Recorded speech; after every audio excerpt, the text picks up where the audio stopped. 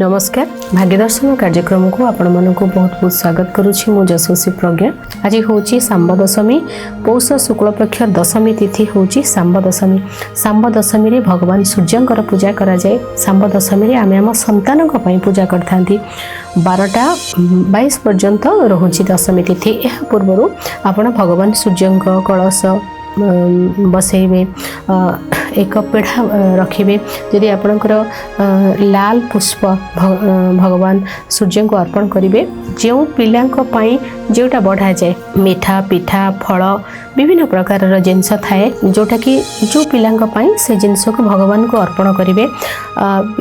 माने धूप दीप देवे कर्पूर आरती करेंगे एवं यह सहित जितेबाला आपण पूजा करेंगे ना भगवान सूर्य होउछंती स्किन रो प्रॉब्लम को दूर करथांती आत्म बल को बढ़ई थांती रोग को दूर करबा पई संतान कर दीर्घायु संतान मानकर स्वास्थ्य को ठीक करबा पई आमे भगवान सूर्य देवता को पूजा करथांती। तेणु सब माँ माने सांब दशमी करवा बहुत भल है। निज पिलांक पई करंतु निज पिलांक पई जोटा बढ़ाई थे जो खाद्य मिठा है जमती कहली फल है यह अर्पण करंतु।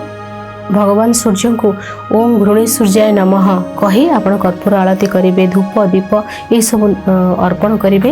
ये भोग लगातु निजर पिला को निजर पिलार शरीर स्वास्थ्य ये सब को समर्पण करंतु प्रभु हाथ में छाड़ी दिंतु एवं भावर सहित पूजा करंतु। पिला मानकर आयु वृद्धि पिला माने स्वस्थ रहिबे निरोग रहिबे निश्चय भाव रे। आज हूँ सांब दशमी पौष शुक्ल पक्ष दशमी तिथि हूँ सांब दशमी।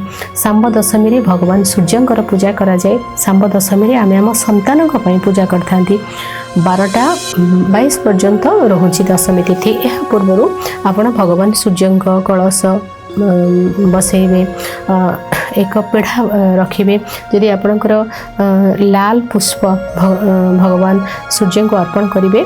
जो पिलांक पई जोटा बढ़ा जाए मिठा पिठा फल विभिन्न प्रकार जिनस थाए जोटा कि जो पिलांक पई से जिनस को भगवान को अर्पण करेंगे।